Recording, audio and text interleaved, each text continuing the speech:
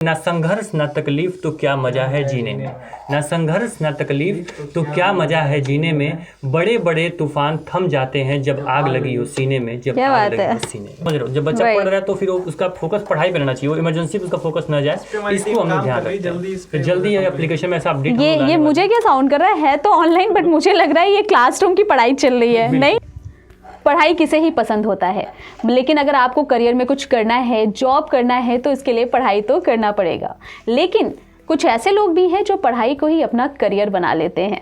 नमस्कार, मैं हूं ज्योति और आप देख और सुन रहे हो लाउड स्पीकर 90 FM। और आज के कर्मयोगी एपिसोड में हमारे साथ स्टूडियो में मौजूद हैं दो चेहरे, शिवम और शुभम।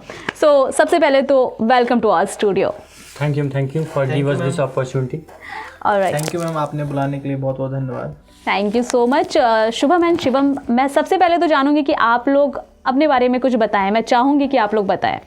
बिल्कुल मैम, मेरा नाम शुभम राय है और हमने अपने ग्रेजुएशन जो होती है, ग्रेजुएशन में हमने बीए किया हुआ है और मेरी जो ग्रेजुएशन है वो गाजीपुर जिले से, उत्तर प्रदेश गाजीपुर जिले से कंप्लीट हुई है। उसके बाद हमने बीएड किया। बीएड करने के पीछे तो बहुत सारे रीजंस हैं और उसी के पीछे टारगेट गुरुकुल की शुरुआत भी उसी के पीछे छिपी हुई है। वो आगे हम लोग बात करेंगे तो डिस्कशन होता रहेगा वो सब, ठीक है। फिर अभी तो मतलब अब चल ही रहा है अपना प्लेटफॉर्म। जी, आपके ऑडियंस को बताना चाहेंगे, मेरा नाम शिवम राज है और जो हमारा बीए का, हमने भी बीए किया है और जो हमारा ग्रेजुएशन हुआ है वो कानपुर यूनिवर्सिटी से हुआ है और बीए के बाद हमने भी बीएड ही किया है। जैसे कि सर ने बताया, बीएड करने के पीछे काफ़ी सारे रीजंस हैं। सेम हमारा भी है कि बीएड करने के पीछे काफ़ी सारे रीजंस हैं, वो आगे बातचीत में होता रहेगा। ओके, तो ये जो सर वाला कॉन्सेप्ट है ये क्या है? पहले तो मुझे ये बताओ, सर कहाँ से आया? एक्चुअली मैम क्या होता है ना, मतलब कि हम लोग जब इस फील्ड में आते हैं तो जैसे कि जितने भी हमारे टीम मेंबर्स होते हैं या फिर जो सर्स, हमारे जो टीचर्स लोग हमारे साथ पढ़ाते हैं और मतलब हमारी टीम में है, तो एक्चुअली वो लोग भी एक पोस्ट पे टीचर होते हैं, सर होते हैं। तो वहाँ पे क्या होता है कि आप कोई भी मिलता है, मान लीजिए कि जैसे शिवम है, शिवम सर है, अभी मतलब भाई लगेंगे, लेकिन मान लीजिए सर बोलने की जो हैबिट होती है ना, वो एक्चुअली आ जाती है जब एक उस माहौल में रहोगे आप। तो सर मैम, कोई भी आता है सर मैम बोलते हैं और ये बोलते भी हैं कि मुझे सर क्यों बोलते हो। अब वो मतलब कई बार अपने पे कंट्रोल करता हूँ कि मैं बोलूँ शिवम भाई या शिवम बोलूँ, लेकिन सर निकल जाता है, वो तो मतलब माहौल के ऊपर है। जैसे जब पहले स्टूडियो में टीचर्स पढ़ाने आते थे तो उनके सामने हम लोग सर बोलते थे, मतलब यस सर यस सर। तो अब जैसे सभी टीचर्स चले गए, हम लोग जनरली रात में बैठे हुए कुछ प्लानिंग कर रहे हैं, तब भी हम बोले शुभम सर जरा यहाँ, शुभम सर जरा, तो वो हैबिट में आ गया है। मतलब ये आपकी स्कूल टाइम से भी, मतलब स्कूल में भी यस सर करने की जो आदत है अभी भी कंटिन्यू है। भाई देखिए, मुझे एक चीज पहले बताइए, शुभम आप खास करके बताइए, ये टीचर बनने के बाद ये सीरियसनेस चेहरे पे कैसे आ जाती है? इससे एक्चुअली क्या होता है ना, जब रिस्पॉन्सिबिलिटीज आपके ऊपर आ जाती है तो जो होता है बिहेवियर वो ऑटोमेटिक थोड़ा चेंज होता रहता है। वैसे सीरियस मैं हूँ नहीं, आप मतलब अभी हो सकता है आपको अभी लग रहा हो, लेकिन सीरियसपन मेरे अंदर थोड़ा भी नहीं है। हाँ, मतलब अभी क्योंकि आप लोग टीचर के कैरेक्टर में हो, माइट भी ये सीरियसनेस दिखाना भी जरूरी है ताकि बच्चे थोड़े से पढ़ाई को लेकर अपने सीरियस हो जाए, राइट? एक्चुअली क्या होता है ना, आज की माहौल ऐसा है कि सीरियस अगर रहोगे तो बच्चा ऑटोमेटिक आगे से आपसे डरेगा, वो अपने क्वेश्चंस को आपके सामने रखेगा ही नहीं। इसलिए बच्चों के साथ हम लोग फ्रेंडली रहते हैं, लेकिन थोड़ा बहुत हम लोग सीरियस रहेंगे कि वो अपने इक्वल ना है, उनका जो दायरा, जो लेवल है, अपने आप को समझे कि टीचर का लेवल थोड़ा ऊपर होता है, तो उसको रख के अपने क्वेश्चन को पुट अप कर पाए। ऐसे हम जो भी जो स्टूडेंट्स रहते हैं जो ऑनलाइन पढ़ रहे हैं, ऑनलाइन भी जो हम लोग लाइव क्लास लेते हैं, तो बच्चों के साथ ऐसे इंटरेक्ट करते हैं तो उसको लगे कि हाँ ये मेरे फ्रेंड है, कुछ भी क्वेश्चन हमसे पूछ सकता है। मतलब डिसिप्लिन के साथ आपका थोड़ा सा फ्रेंडली नेचर बच्चों के लिए बहुत जरूरी है आज के टाइम। कभी कभी मैम बच्चे खुद ही कंफ्यूज हो जाते हैं कि ये सर हैं या हमारी क्लासमेट है। जब हम लोग यूनिवर्सिटी जाते हैं तो बच्चे खुद कंफ्यूज हो जाते हैं, ये कौन है, ये सर है या हमारी क्लासमेट आ गए। हाँ, और आई थिंक ये बहुत ज़रूरी है और इसी नेचर के साथ शायद बच्चे अपनी हर बात को, आपने जैसा कि बोला शुभम, कि वो बातें रख पाते हैं कि हाँ मैं सर, हम मुझे ये प्रॉब्लम है, मैम मुझे ये प्रॉब्लम है, राइट? बाय द वे, आप लोग बहुत कम एज के हैं, इतनी कम एज में कोचिंग चलाने की जो प्रेरणा है वो कहाँ से मिली? एक्चुअली जो इसके पीछे क्या है, जैसे हमने बताया ग्रेजुएशन मेरा कंप्लीट हो रहा था, ठीक है। तो क्या हुआ कि मतलब ग्रेजुएशन के बाद हमारा जो ड्रीम था MSW करना, मतलब कि मास्टर ऑफ सोशल वर्क में हमें उस फील्ड में आगे बढ़ना था। तो हमने मतलब ऑनलाइन, जैसे हम बोले गाजीपुर से हमने ग्रेजुएशन की, तो फिर ऑनलाइन उतने सारे ऑप्शंस दिखते नहीं है हम लोग के टाइम। अब जानते हो उतना यूट्यूब वगैरह का मतलब दौर टाइम नहीं था, क्योंकि लॉकडाउन पहले का आप जानते हो कैसे। तो वहाँ पे क्या था कि मतलब हमने ऑनलाइन सर्च किया कि मतलब top universities in UP MSW के लिए, तो हमने लखनऊ विश्वविद्यालय को देखा, ठीक है। तो फिर हमें आइडिया मिला कि लखनऊ विश्वविद्यालय में क्या प्रोसेस है, कैसे एडमिशन होता है, वो सब चेक करें, तो कहीं मुझे ऐसा कोई सोर्स मिला नहीं। तो तो बाद में हमें लखनऊ ही जाना पड़ा और वहाँ पे विश्वविद्यालय में पता किया। तो फिर मुझे एक मतलब यहाँ पे गैप दिखी कि मतलब हमारे जैसे बच्चे मान लीजिए अभी हम पास हैं लखनऊ के तो हम पहुँच गए, कुछ बच्चे दूर के होंगे जो लखनऊ विश्वविद्यालय, ऐसे बहुत सारे विश्वविद्यालय जो यूपी में अपने हैं, उसके बारे में जानने के लिए वो वहाँ पे क्यों जाए? उनको घर बैठे सारी चीज़ें मिलनी चाहिए, जैसे नीट का हो गया, जैसे बाकी MBBS को सारी जानकारी मिल जाती है उनको। और सारे बच्चे पहुँच भी तो नहीं पाते हैं ना वहाँ पे। सही बात। इसलिए हमारे यहाँ जो फैमिली कंडीशन थी कि हम वहाँ पहुँच पाए और सारी चीज़ें देख पाए। बहुत लोग फाइनेंशियली वीक होते हैं, उनको जाने में ट्रेवलिंग कास्ट आजकल जानते कितनी महंगी हो चुकी है। तो उस चीज़ को देखते हुए हम लोगों ने लखनऊ विश्वविद्यालय की अपडेट देनी शुरू की बच्चों की, और उसी अपडेट दौरान हमने MHW का एंट्रेंस एग्जाम भी दिया और एंट्रेंस एग्जाम क्लियर हो गया। लेकिन उस समय हम लोग की पोजीशन ऐसी थी कि बच्चों का इतना प्यार था, फिर हम MHW को आगे कंटिन्यू नहीं कर पाए, उसको मुझे छोड़ना पड़ा। क्योंकि अगर मैं MHW में एडमिशन ले लिया होता तो मुझे ये फील्ड छोड़नी पड़ती, क्योंकि वहाँ पढ़ाई करनी पड़ती, वो रेगुलर कोर्स होता है, उसमें डेली क्लास करनी होती है। उसे हमें छोड़ के अब सोचा कि मतलब पहले इसको हम कर लेते हैं, क्योंकि यहाँ पे हमें जो बच्चों का सपोर्ट मिला ना, उसको मतलब एक्सपेक्ट करना, बताना, वो एक्सपेक्ट जो करना उससे बहुत ही ऊपर था उनका प्यार, उनका सपोर्ट। इस वजह से हमने इसको अपना फर्स्ट ऑप्शन चुना और इसको आगे कंटिन्यू किया। बहुत कम लोग होते हैं ऐसा कि मतलब जब करियर चूज़ करने का टाइम होता है ऐसे में दूसरों के बारे में सोचते हैं। सो ये बहुत ही अच्छा लगा मुझे सुन के। बाय द वे मुझे एक चीज़ बताइए कि आपके पास तो और भी बहुत सारे ऑप्शन थे, क्योंकि बहुत सारे ऐसे कोचिंग्स हैं, ठीक है, जो बाकी चीज़ों पे काम करते हैं, लाइक जो भी बड़े बड़े कॉम्पिटिशन एग्जाम्स होते हैं उनकी तैयारी करवाते हैं, राइट। तो आप लोगों ने एंट्रेंस एग्ज़ाम, सेमेस्टर एग्ज़ाम, इन सब के बारे में ही इसे ही क्यों चूज़ किया कि भाई हमें बच्चों की तैयारी इसी फील्ड में करवानी है?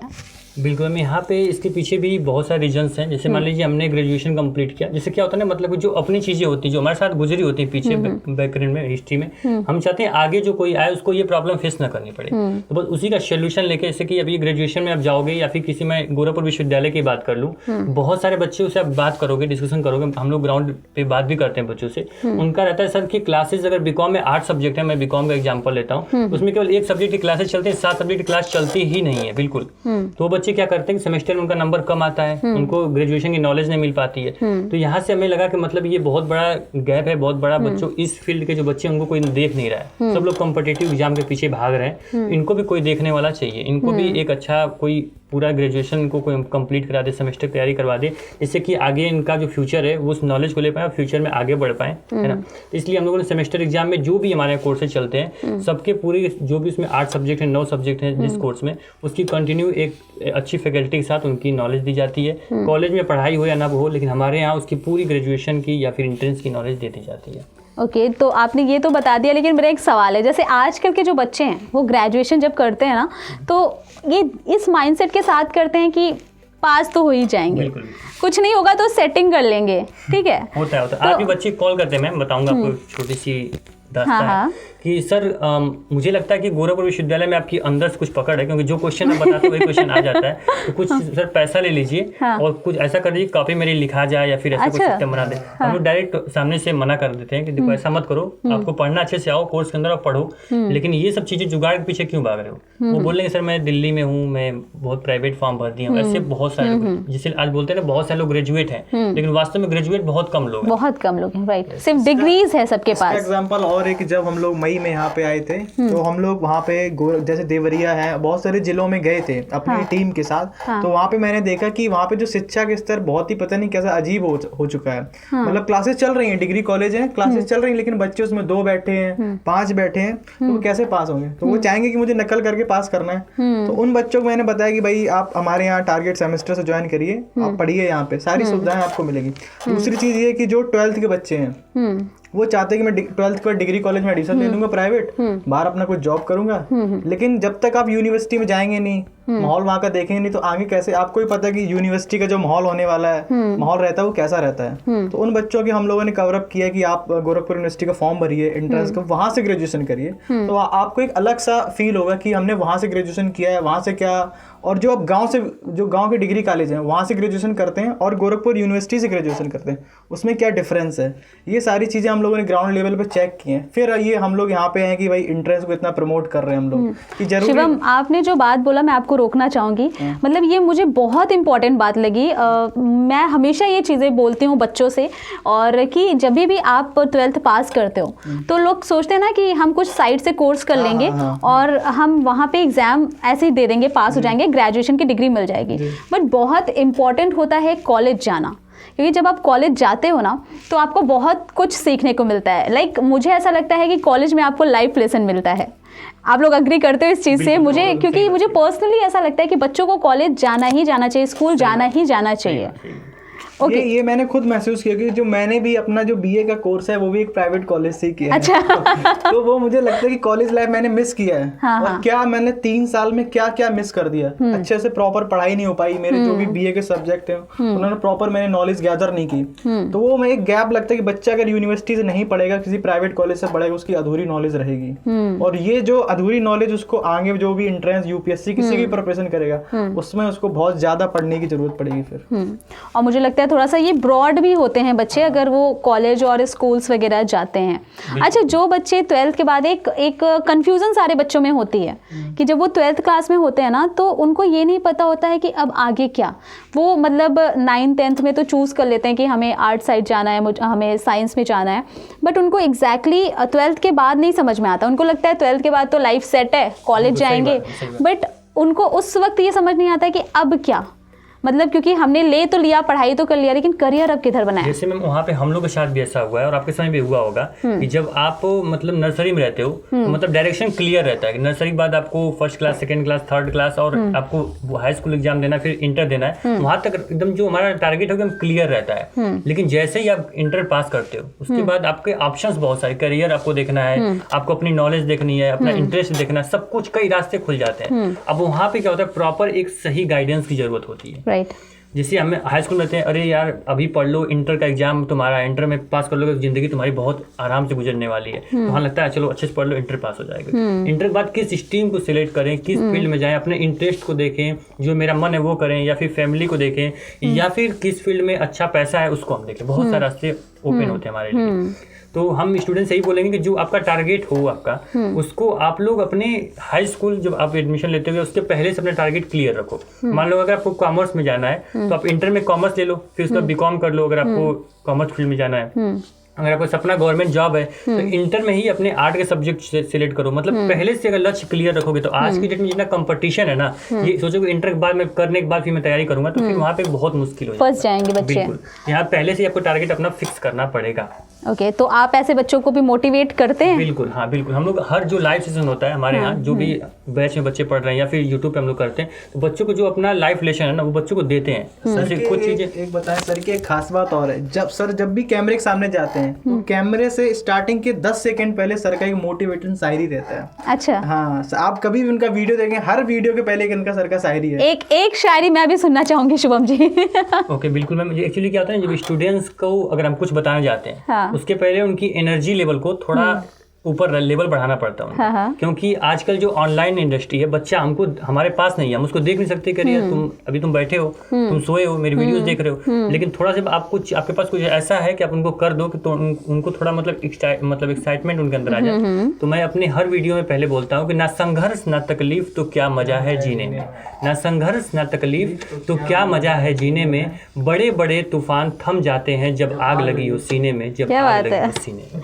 मतलब टीचर्स के साथ ये शायर भी है। और बहुत ज़रूरी है कि आप डिफरेंट तरीक़े से बच्चों को मोटिवेट करें। अच्छा, ऑनलाइन जो बच्चे होते हैं, आप जब उन्हें क्लास देते हो, पढ़ाते हो, तो इंटरेक्शन कैसे करते हो?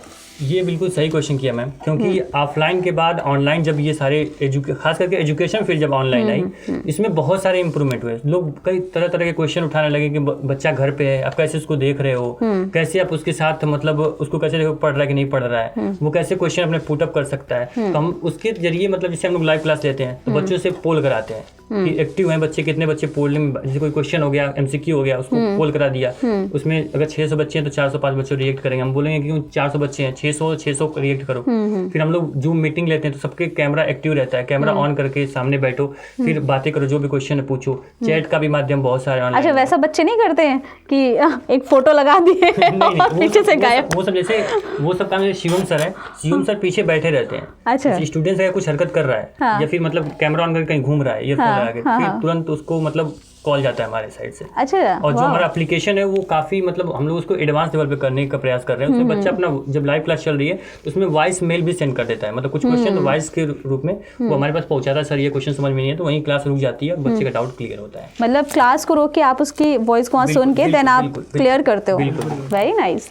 अच्छा, मुझे एक चीज़ बताइए कि जब आप लोग पढ़ाते हो, एक जो बच्चों के हाथ में फ़ोन या लैपटॉप होता है, ठीक है, बहुत सारी वीडियोस चलती हैं बैकग्राउंड में, कॉल्स आती हैं, मैसेजेस चलते हैं, राइट? तो तब आप इस डिस्ट्रैक्शन से कैसे डील करते हो? पहले क्या हुआ कि हम लोग एप्लीकेशन जो अपना बनवाए टारगेट गुरुकुल का, तो उस एप्लीकेशन में ये सिस्टम दिया कि पहले बच्चा अपनी क्लास को रिकॉर्डेड डाउनलोड कर सकता है, मतलब ऐप में रिकॉर्डेड डाउनलोड हो जाएगी, पीडीएफ भी डाउनलोड कर सकता है, सब कुछ डाउनलोड करने के बाद वो अपने नेट को ऑफ कर दे, फ्लाइट मोड में कर दे, डीएनडी लगा दे, जो भी कर दे, ठीक है। लेकिन उसके बाद एक प्रॉब्लम आई, जो हम लोग लाइव क्लास ले रहे हैं तो बच्चा अपना नेट ऑफ नहीं कर सकता, उसे नेट की जरूरत होगी लाइव क्लास करने में। तो अभी हम लोग, हमारी टीम उस पर काम कर रही है, कुछ ऐसा उसमें एप्लीकेशन में सॉफ्टवेयर डाला जाए कि अगर वो सॉफ्टवेयर ऑन करता है तो उसके मोबाइल के सारे एप्लीकेशन ब्लॉक हो जाएंगे और जो हमारे टारगेट गुरुकुल का एप्लीकेशन है बस वो ओपन रहेगा। और मान लो कोई इमरजेंसी हुई बच्चों को, मतलब ऐसा कोई कॉल या कुछ ऐसी कोई इमरजेंसी उनके पास हुई, जैसे होता क्या, जैसे मान लीजिए बच्चा ऑफलाइन पढ़ता है आपके यहाँ, तो वो अपने, आप जैसे अब हम लोग यहाँ पे आए, मोबाइल हम लोगों ने रख दिया हुआ है, इमरजेंसी है, क्या है, मैं अपना काम कर रहा हूँ, समझ रहे हो, जब बच्चा पढ़ रहा है तो फिर उसका फोकस पढ़ाई पे रहना चाहिए, वो इमरजेंसी पे उसका फोकस न जाए, इसको हम लोग ध्यान रखते हैं। जल्दी एप्लीकेशन में ऐसा अपडेट, ये मुझे क्या साउंड कर रहा है तो ऑनलाइन, बट मुझे लग रहा है ये क्लासरूम की पढ़ाई चल रही है, नहीं? बच्चे बहुत सारे बच्चे हैं, बच्चे मैंने देखे कि मतलब सामने क्लास चल रही है, बस उसमें बैकग्राउंड में हमारा ऐप ओपन कर दिया है, अंदर इंस्टाग्राम चला रहे हैं, यूट्यूब चला रहे हैं, पेरेंट्स को दिखाने के लिए बस। तो ऐसा होता है। इसका सॉल्यूशन ये हम लोगों ने निकाला कि बच्चे हमारा ऐप ही पढ़ेगा उस टाइम। अगर आपको नहीं पढ़ना, हमारे ऐप को अलग करिए, फिर अपना इंस्टाग्राम रील चलाइए। एक काम पे एक ही काम। बिल्कुल। अच्छा, अभी तो बोर्ड्स का टाइम भी चल रहा है, राइट? आप लोग जब एंट्रेंस एग्जाम की बात करते हैं तो मुझे लगता है इस बारे में बात ज़रूर करना चाहिए। जो बोर्ड्स का टाइम चल रहा है, बच्चे इस पे पढ़ाई वढ़ाई कर रहे हैं, बहुत स्ट्रेस ले रहे हैं, ठीक है? एडमिट कार्ड आते ही बच्चे डर जाते हैं। आपको भी याद है स्कूल में जैसे असेंबली में अनाउंसमेंट होता था तो बच्चे डर जाते थे। तो आप कैसे फिर उन लोग को क्या बोलना चाहोगे? उनके लिए भी आप लोग कुछ करते हो? बिल्कुल। यहाँ पे क्या हुआ, सबसे पहले जो इस टाइम की जो गवर्नमेंट है उन्होंने जो डिसीजन लिया हुआ है कि जो एंट्रेंस एग्जाम होता है, पहले क्या था कि मेरिट पे एडमिशन होता था बच्चों पे, पेरेंट्स का प्रेशर कि 90% लाओगे तभी तुम बीएचयू में एडमिशन ले पाओगे, तभी तुम डीयू में जा पाओगे, क्योंकि परसेंटेज पे एडमिशन होता है। बच्चे पर बहुत प्रेशर, मुझे परसेंटेज लाना है। तो आज के टाइम बच्चों से यही बोलेंगे कि जो नंबर होता है ना, वो अब मैटर नहीं करता है। आप नॉलेज अपनी अच्छी करो, बोर्ड में अच्छे से पढ़ाई करो, ठीक है, परसेंटेज पे बिल्कुल फोकस मत करो। फिर अगर नॉलेज अच्छी होगी तो फिर जब आप एंट्रेंस देने जाओगे तो आप तो जितना एंट्रेंस में जितनी नॉलेज रहेगी उसके बेस पे आपको कॉलेज मिलने वाले हैं, क्योंकि सीयूईटी इस बार हो चुका है। तो एनईपी के तहत बहुत सारे बच्चों के जो प्रेशर है उसको कम करने का गवर्नमेंट भी अच्छा प्रयास किया है, और हमारे साइड से भी जो हो पाता है बच्चों को सही रास्ता दिखाना, सही मार्ग देना, हम लोग बिल्कुल अपने साइड से प्रयास करते हैं। और एक चीज और कहना चाहेंगे, जैसे जो हमारी टीम है उसमें काउंसलिंग का भी टीम है, जिसमें 2-3 जो मेंबर जो हमारे लिए काउंसलिंग का काम करते हैं। उनका काम यही होता है कि बच्चे जो 12th में हैं उनको गाइड करना है। तो उनको कॉल लगाया जाए तो उनको पूछा जाता है आपके कौन कौन से सब्जेक्ट हैं। तो हमारे फाउंडेशन बैच है, जैसे बच्चा मैथ से 12th कर रहा है, उसको सीयूटी देना है या फिर लखनऊ यूनिवर्सिटी में एंट्रेंस लेना है, तो वो अपने 12th का प्रिपरेशन भी हमारे यहाँ से कर सकता है और उसी में अपना एंट्रेंस भी दे सकता है। मतलब अगर हमारे यहाँ से पढ़ेगा 12th भी निकलेगा और उसी से उसका एंट्रेंस भी निकल जाएगा। ये दोनों चीजें हैं। एज आई नो कि आप लोगों की बैचेस जो है कई जगह काम कर रहे हैं, लाइक लखनऊ और गोरखपुर, हर जगह पे। सो आपने गोरखपुर को ही क्यों चूज किया? आपका ऑफिस गोरखपुर में ही क्यों है? बिल्कुल, गोरखपुर में ऑफिस रखने का बहुत सारे रीजंस हैं। पहला रीजन तो हम यही बताएंगे कि गोरखपुर में क्या है कि मतलब जो ऑडियंस, मतलब जो स्टूडेंट्स हमारे हैं, ठीक है, वो बोलेंगे कि लखनऊ या फिर जितने भी आप जाओगे उस साइड, लखनऊ कानपुर साइड जाओगे, तो वो लोग ऑनलाइन एजुकेशन से काफ़ी अवेयर हैं, उनको कुछ बताना नहीं है। आज की डेट में भी बच्चे अभी भी फोन करते हैं, सर एप्लीकेशन पे क्लास कैसे देखनी है, पीडीएफ कैसे हम डाउनलोड करें, ये सारे तमाम क्वेश्चंस हैं। नॉलेज की कमी है भाई। जब गोरखपुर विश्वविद्यालय एंट्रेंस की हमने तैयारी शुरू की थी, तो बच्चे बहुत सारे फोन किए, सर ऑनलाइन कैसे पढ़ें, आपका ऑफलाइन क्लासेस कहाँ चलती हैं, बहुत सारे क्वेश्चन किए। उनको हम लोगों ने प्रॉपर एक काउंसलिंग टीम बनानी पड़ी कि आप लोगों को सही गाइडेंस मिले कि ऑनलाइन भी पढ़ा जा सकता है, अच्छा ऑप्शंस ऑनलाइन है। क्योंकि ऑफलाइन में क्या था कि बच्चा ऑफलाइन, वो मान लीजिए बिहार में है, वो गोरखपुर की नॉलेज कैसे ले पाएगा, गोरखपुर से टीचर्स कैसे पढ़ पाएगा, उसको तो गोरखपुर आना पड़ेगा। अगर वो फाइनेंशियली वीक है तो बिल्कुल वो नहीं आ पाएगा, उसका तो मतलब जो सपना है वो सपना ही रह जाएगा। तो ऑनलाइन आने के बाद बहुत ही जो कम फीस में बच्चा अपनी अच्छे से अच्छे टीचर से अच्छे प्लेटफॉर्म के साथ कंटिन्यू कर सकता है, पढ़ाई कर सकता है। तो गोरखपुर आने का मेन रीजन यही था कि यहाँ की जो ऑडियंस उसको अवेयर करना, जो यहाँ की एजुकेशन सिस्टम उसमें थोड़ा चेंज लाना, जिससे कि ऑनलाइन बच्चे इंटरेस्टेड हैं ऑनलाइन भी उनको बताया जाए कि हाँ सारी PDF, सारे नोट, सारे क्लासेस, सारे लेक्चर्स ऑनलाइन भी आपके पास अच्छा ऑप्शन है। अभी आपके कॉलेज यूनिवर्सिटी पढ़ाई नहीं हो रही है लाइक अवेलेबल हर जगह है। बिल्कुल। अच्छा, ऑनलाइन जब से क्लासेस हुई है, ठीक है, तो जब हम लोग ऑफलाइन हमारा एजुकेशन होता था और अभी ऑनलाइन हो रहा है, तो क्या डिफरेंस क्या है? कुछ चेंजेस देखने को मिला? बहुत अच्छा क्वेश्चन है, क्योंकि जब हम लोगों ने भी ऑफलाइन ही पढ़ाई की, ऑनलाइन तो अपने में हम लोगों ने इंटर ग्रेजुएशन ऑनलाइन में कुछ ही नहीं देखा, कुछ नहीं किया, राइट। तो यहाँ पे ऑनलाइन बाद बहुत सारे चेंजेस हुए। जैसे सबसे बड़ा चेंज ये हुआ कि जो टीचर से हम लोग सपना था कि मैं पढ़ना चाहता हूँ, तो मान लीजिए कोटा में बच्चा पढ़ना जाता था, तो कोटा के टीचर पढ़ने के लिए वहाँ की फीस इतनी ज़्यादा थी। सबसे पहले जो एजुकेशन यहाँ पे फील्ड है वो बहुत ही कॉस्टली थी, अब आप एफोर्डेबल हो चुकी है। मतलब बहुत ही मिनिमम कास्ट में बच्चा पढ़ सकता है। ऑनलाइन सबसे अच्छी चीज़ ये लगती है कि एक ऑनलाइन बैच ले लो, ठीक है, अच्छे प्लेटफॉर्म के साथ। मैं नहीं बोलता टारगेट गुरुकुल से पढ़ो, किसी प्लेटफॉर्म से पढ़ो जिसके टीचर आपको अच्छे लगते हैं, एक ऑनलाइन बैच ले लो और एक लाइब्रेरी ज्वाइन कर लो। और घर बैठे आप अपने आसपास लाइब्रेरी, आप जानते हो कैसे लाइब्रेरी का जो इस समय दौर चल रहा है, तो लाइब्रेरी ज्वाइन करने के बाद बैच से बच्चा पढ़ रहा है, कोई डिस्ट्रैक्शंस नहीं, ऑनलाइन का अच्छा टीचर पढ़ा रहा है, बहुत ही मिनिमम कास्ट में 400-500 में लाइब्रेरी मिल जाती है, 1000-2000 में कोर्स मिल जा रहे हैं, आराम से उसकी सारी तैयारी, चाहे वो गवर्नमेंट प्लेटफॉर्म की हो या फिर एंट्रेंस की हो, सेमेस्टर की हो या फिर जो भी हम बोले बात, आसान से बच्चा घर बैठे ऑनलाइन तैयारी कर सकता है। आपने बताया कि आपने कोचिंग तो चला लिया, ठीक है, बच्चों को पढ़ा भी रहे हैं, लेकिन इस कोचिंग की शुरुआत मतलब क्या आपने अकेले के साथ किया या कई लोगों की टीम थी आपके पास? इसमें इसकी जो शुरुआत हुई ये अकेले हुई, ठीक है, अकेले। लेकिन आप जानते हो किसी प्लेटफॉर्म को बहुत बड़ा करना है या फिर आपका सपना बहुत बड़ा है, लिमिटेड नहीं रहना है, तो आपको अपने साथ अपने जैसे लोग ही जोड़ने पड़ेंगे। तो फिर यहाँ पे क्या हुआ कि बहुत मतलब करीबन 1 साल अकेले प्लेटफॉर्म को लेके चलाया। उसके बाद लगा कि नहीं, अब मतलब कुछ लोग हमारे जैसे ही, हमारी सोच जैसी है वैसे ही लोग हमें चाहिए। फिर शिवम सर मिले, सिद्धार्थ सर मिले, प्रयाग सर मिले, रोहित सर मिले, सब तमाम जो टीचर्स हैं। सबसे अच्छी बात हमारे यहाँ ये है कि कोई सबको मतलब ये नहीं देखोगे कौन सबसे सीनियर इस टीम में है, कौन जूनियर है, सबको एक बराबर फील होता है। जैसे अगर सारे टीचर हमारे यहाँ होते तो फिर यहाँ पे वो लोग बोलते सर साथ साथ में बहुत सारी चेयर लगा लो बैठने के लिए। ऐसा नहीं मतलब आप बहुत सीनियर हो तो फिर आप ही अकेले सब कुछ करो। हमारा एकदम मतलब इक्वलिटी रहती है। अभी जैसे सभी टीचर, जैसे मेन में जो टीचर्स हैं अलग अलग उनको अपना काम दिया गया है, तो भी ऐसे चलता है बस। बेसिकली जो हमारे यहाँ जो टीचर्स हैं वो हमसे सारे बड़े टीचर्स हैं, हम लोग उनसे जूनियर हैं। अच्छा, हाँ, तो वो लोग हमसे सर बोलते, पूछे सर ये क्या करते, हम लोग थोड़ा ऑकवर्ड लगता है कि हम लोग तो आपसे जूनियर है तो आप सर बोलते हैं, तो वो लोग थोड़ा झिकझिकाते रहते हैं। तो ऐसा कोई नहीं, सब एकदम इक्वल में हैं। ओके, तो कितने लोग की टीम है अभी? हमारी अप्रोक्स 35 लोगों की टीम है। 35 लोगों की टीचर एंड पूरा बैकएंड की सारी टीम है। ओके, अगर कोई स्टूडेंट या कोई आपके साथ टीचर्स वगैरह कोई जुड़ना चाहे तो आप क्या वैकेंसी, अच्छा स्टूडेंट की बात तो नहीं करेंगे, वो तो आपसे आई थिंक साइट्स के माध्यम से जुड़ जाते होंगे, लेकिन जो टीचर्स होते हैं वो आपसे जुड़ना चाहे तो उसकी कोई वैकेंसी निकालते हैं? जी, हम लोगों ने सितंबर में एक वैकेंसी निकाली थी रिक्रूटमेंट की, जिसमें कि non teaching and teaching staff के लिए। अच्छा, वहाँ से हमारे साथ टीचर्स कनेक्ट हुए थे। ओके, और जो भी सभी टीचर्स वेल एजुकेटेड और पीजी कंप्लीट किए हुए हैं, ऐसा नहीं कि सभी यूजी वाले, सभी पीजी कंप्लीटेड टीचर्स हैं हमारे यहाँ। और अगर अभी कोई टीचर आपसे ऐड होना चाहे तो हमारे ऑफिशियल इंस्टाग्राम या ऑफिशियल नंबर पे मैसेज कर सकता है और अपना रिज्यूम भेज सकता है। ओके, तो इसी के साथ मैं एक चीज़ जानना चाहूँगी कि आगे की क्या प्लानिंग है आप लोगों की? लाइक आप लोग ऑलरेडी बहुत अच्छा काम कर रहे हो, तो आगे की क्या प्लानिंग्स है आपके दिमाग में? एक्चुअली आगे कुछ प्लानिंग अभी हम लोग सोच नहीं रखते हैं। अच्छा, जैसे क्या कि जब हम लोगों ने एंट्रेंस की तैयारी करवाई तो बच्चे जो एंट्रेंस करके ग्रेजुएशन में एडमिशन ले लिए, वो इतने कॉल किए, इतने मैसेज किए, सर एंट्रेंस तो बहुत अच्छे से करवा दिया, आप साथ छोड़ देंगे क्या? सेमेस्टर में कौन साथ देगा? तो फिर हम लोगों ने सेमेस्टर में एंट्री किया, उनका साथ हम लोग छोड़ेंगे नहीं। अगर वो सेमेस्टर के बाद वो अगर ऑनलाइन किसी भी फील्ड में जाते हैं, अगर उनकी रिक्वायरमेंट रहती है, अगर वहाँ पे भी लगता है कि कोई नहीं है उनको कोई साथ देने वाला, तो टारगेट गुरुकुल हमेशा उनके साथ है। हम और हमारी पूरी टीम और ये प्लेटफॉर्म हमेशा सदैव हमारा एक स्लोगन भी है सर, सेमेस्टर वाला। हाँ बिल्कुल, जैसे हम लोग अपना स्लोगन रखते हैं, जैसे हमारा यहाँ बैच चलता है सेमेस्टर एग्जाम के लिए सारथी, तो हमारा स्लोगन रहता है सारथी देगा साथ और हर बच्चा करेगा सेमेस्टर में टॉप। क्या बात है। तो इस मोटिव के साथ हम बच्चों के सारथी बन के आए हैं, सेमेस्टर उनको पास कराना है तो टारगेट सेमेस्टर से पढ़ना पड़ेगा। सही बात है। तो बस और कुछ हमारा नहीं, जो स्टूडेंट्स जो रिक्वायरमेंट करते हैं हम उनके कदमों के हिसाब से आगे बढ़ते रहते हैं। क्या बात है, बहुत अच्छा लगा मुझे शुभम एंड शिवम आप दोनों से मिलकर। आई एम श्योर कि आप लोग को भी बहुत कुछ जानने और सीखने को मिला होगा। सो ऐसे ही देखते और सुनते रहिए लाउड स्पीकर 90 FM, बजाओ बजाओ जरा झूम के बजाओ। Thank you.